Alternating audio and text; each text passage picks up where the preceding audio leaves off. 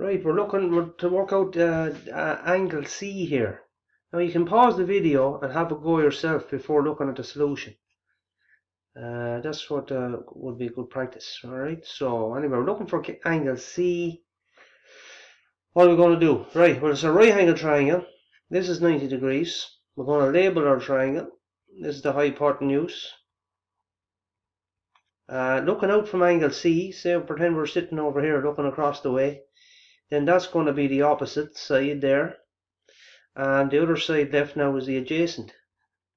Side B is, we label that the adjacent. So what do we know? We know the hypotenuse. So we can use one of the trig ratios, the trigonometric ratios, because it's right angle triangle. So we have sine, cos and tan. Now what's sine when it's at home, and what's cos and what's tan?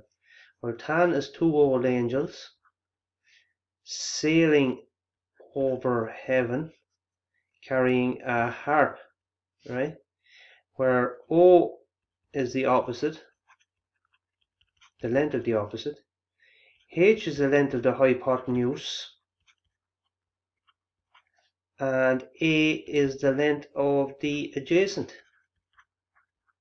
Now in our question, we know the hypotenuse, that's 8 millimeters. And what are we looking for? Oh yeah, we're looking for C, tan, we're looking for angle C. Big letter for the angle there, we're looking for that, right? So, sine C, cos C and tan C. Now, what do we know again? We know, what do we know? Maybe I've done this wrong. We know the hypotenuse, and we know angle C. Work out angle C. Oh, sure, I'm gone off in a big tangent, right? We don't need any of this stuff. Although it's good to know it.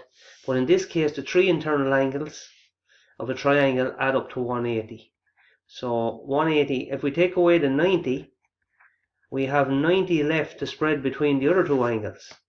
So 90 equals 38 plus C. So angle C equals 38, take away 38 from 90, and you're left with 52 degrees. Angle C has to be 52 degrees.